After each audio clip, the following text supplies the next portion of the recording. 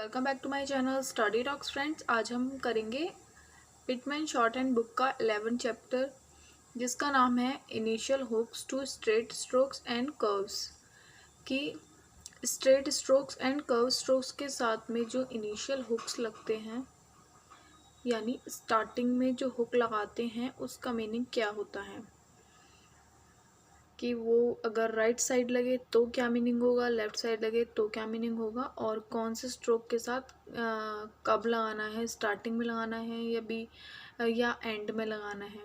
तो इसी के बारे में हम देखेंगे, जो कि स्ट्रेट एंड कर्व स्ट्रोक दोनों के बारे में हम बताएंगे कि जो इनिशियल हुक्स हैं वो किस साउंड को रिप्रेजेंट करते हैं। whenever the sound of R and L blends with other consonants, it is called as double consonant. The sound of the R and C are represented by attaching a small initial hook.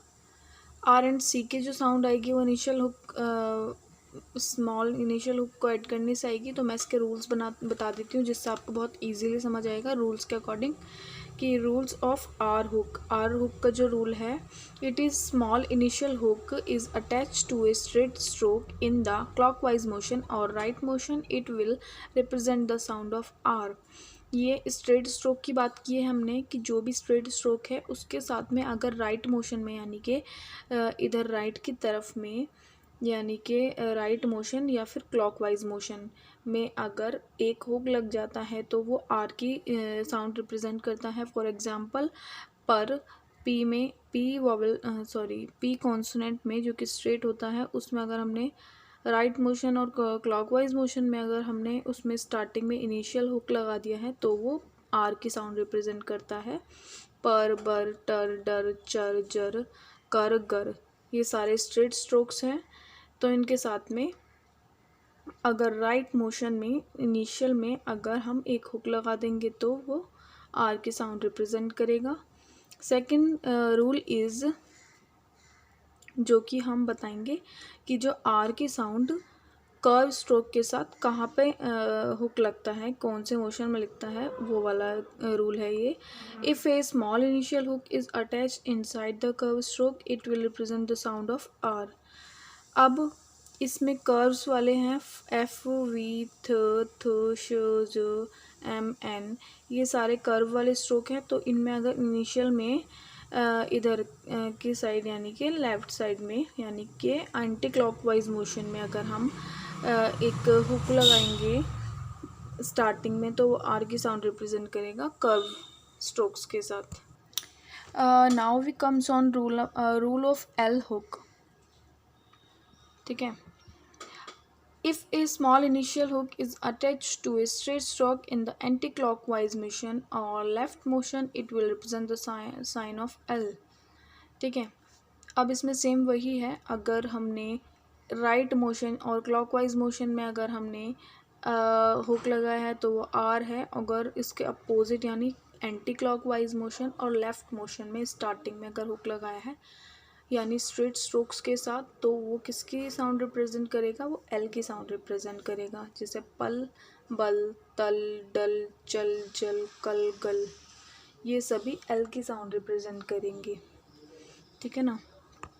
अब आती है हमारे second rule, if a large initial hook is attach to a curve stroke it will represent the sound of L.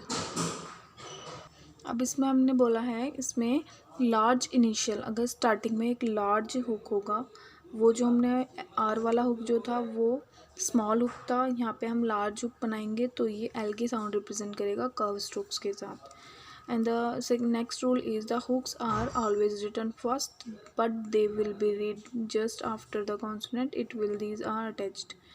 कि इसमें यह है कि अगर हुक फर्स्ट में है, फर्स्ट हुक का जो प्लेस है फर्स्ट प्लेस है तो वो फर्स्ट प्लेस पे ही साउंड को पढ़े जाएंगे। उसकी जो साउंड जहाँ पर आ रही है, जहाँ पे वो लिखे जा रहे हैं वहीं पे उसकी साउंड आएगी पढ़ने में भी।